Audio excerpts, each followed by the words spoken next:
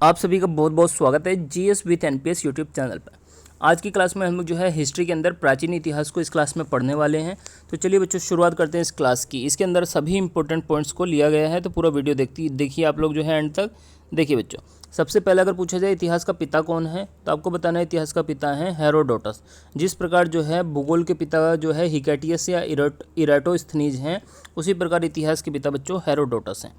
बात की जाए इतिहास के वर्गीकरण की, तो इतिहास को आपको पता होगा 3 भागों में बांटा गया है, प्राचीन इतिहास, मध्यकालीन इतिहास और आधुनिक इतिहास। अब हम बात करें अगर प्राचीन इतिहास की, तो देखिए प्राचीन इतिहास की जानकारी का मुख्य स्रोत निम्नलिखित हैं। कौन कौन से वो मुख्य स्रोत हैं? देखिए प्राचीन इतिहास की जानकारी हमको वेदों को पढ़कर हुई है, पुराणों को पढ़ के, उपनिषदों को, वेदांगों से, धर्म ग्रंथों से, अभिलेखों से और सिक्कों को देखकर प्राचीन इतिहास की जानकारी हुई है। क्या क्या है बताइए दोबारा से? वेद, पुराण, उपनिषद, वेदांग, धर्मग्रंथ, अभिलेख और साथ में सिक्के, ये हमें प्राचीन इतिहास की जानकारी के प्रमुख स्रोत हैं। इसके अलावा देखिए अब हम बात करते हैं सबसे पहले वेदों की। वेद काफ़ी इंपॉर्टेंट है, यहाँ से एग्जाम में क्वेश्चंस पूछे जाते हैं। एक एक करके ये सारे पॉइंट्स मैंने यहाँ पे लिखे हैं, आप लोग एक एक करके देखिए इन्हें। देखिए बच्चों, वेद शब्द का अगर अर्थ पूछ लिया जाए तो ज्ञान होता है। कई बार पेपर में पूछा गया वेद शब्द का अर्थ बताओ, तो आपको बताना है ज्ञान। वेदों के संकलनकर्ता अगर पूछ लिया जाए तो इसके संकलनकर्ता है महर्षि कृष्ण द्वैपायन वेदव्यास। वेदव्यास जी ने इनको संकलन किया है। इसके अलावा वेदों की संख्या पूछी जाए तो 4 वेद हैं। कौन कौन से? ऋग्वेद, सामवेद, यजुर्वेद और अर्थवेद। एक एक करके इनको भी चलिए देखते हैं। देखिए बच्चों, अगर बात की जाए ऋग्वेद की, तो ये सबसे प्राचीन वेद हैं। सामवेद में भारतीय संगीत का जनक है, मतलब इसमें संगीत की उत्पत्ति हुई है या संगीत के बारे में लिखा गया है।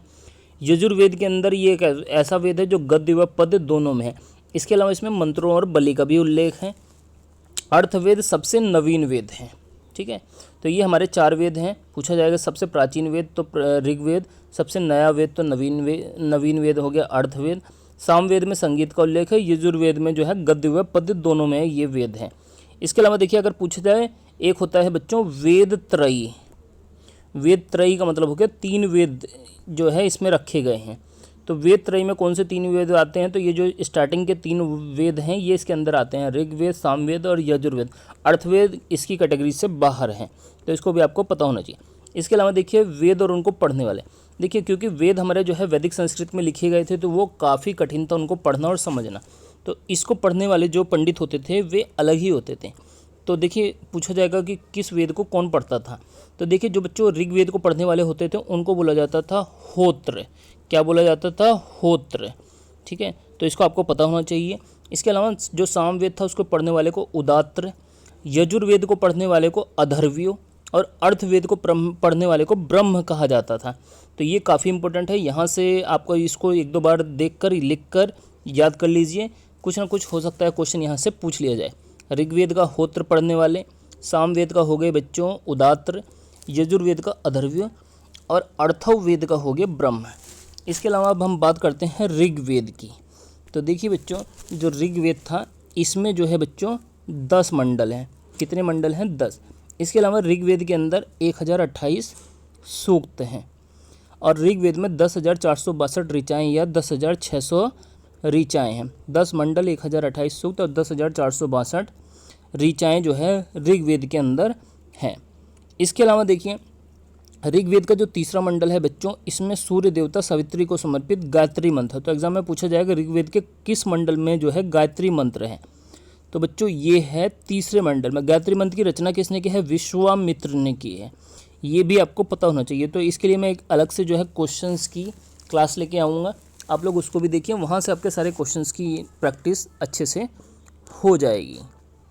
देखिए बच्चों आगे देखते हैं इसमें। देखिए ऋग्वेद के 9वें मंडल में देवता सोम का उल्लेख है। देवता सोम का उल्लेख अगर पूछ लिया जाए किस मंडल में है, तो 9वें मंडल में है।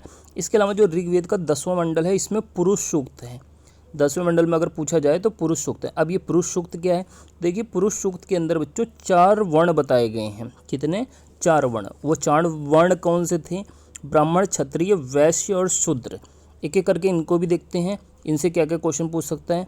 देखिए जो ब्राह्मण वर्ण था वो उसकी उत्पत्ति बताया गया है मुख से हुई है। किससे हुई है? मुख से। इसके अलावा जो दूसरा वर्ण था इसका नाम था बच्चों क्षत्रिय, इसकी उत्पत्ति भुजाओं से हुई है। इसके अलावा हमारा जो तीसरा वर्ण था वैश्य, इसकी उत्पत्ति बताया गया जांघों से हुई है। और शूद्र की उत्पत्ति चरणों से हुई है। अगर पूछा जाए सर्वोच्च स्थान किस वर्ण को प्राप्त था तो ब्राह्मण को प्राप्त था, और सबसे निम्न स्थान प्राप्त था शूद्र को, जिनकी उत्पत्ति चरणों से हुई है। अगर पूछा जाए ऋग्वेद में सबसे पवित्र नदी कौन सी है, सरस्वती। ऋग्वेद में इंद्र के लिए कितने श्लोक लिखे गए हैं, 250, 250। इसके अलावा अग्नि के लिए ऋग्वेद के अंदर बच्चों 200 श्लोक लिखे गए हैं। इसका मतलब ये हुआ कि सबसे ज़्यादा जो श्लोक लिखे गए हैं वो इंद्र देवता के लिए लिखे गए हैं। इसके अलावा देखिए मंत्रों और बलि का उल्लेख मैं आपको बता चुका हूँ, यजुर्वेद में है, और यजुर्वेद ऐसा वेद है जो गद्य व पद्य दोनों में है। इसके अलावा देखिए अगर पूछा जाए जादू टोना भूत प्रेम विवाह वशीकरण आदि किस वेद में है तो ये है बच्चों अर्थवेद में। किस में है, अर्थवेद के अंदर ये सब उल्लेखित हैं। इसके अलावा सभा व समिति को प्रजापति की 2 पुत्रियां किस वेद में कहा गया है तो सभा और समिति को प्रजापति की 2 पुत्रियां अर्थवेद के अंदर कहा गया है। तो ये हमारी आज की जो है क्लास थी। आप लोगों को ये क्लास कैसी लगी है कमेंट करके ज़रूर बताइएगा, और आपको अगर ये क्लास अच्छी लगी है तो वीडियो को आप लाइक कीजिए, शेयर कीजिए और चैनल को ज़रूर सब्सक्राइब कीजिए।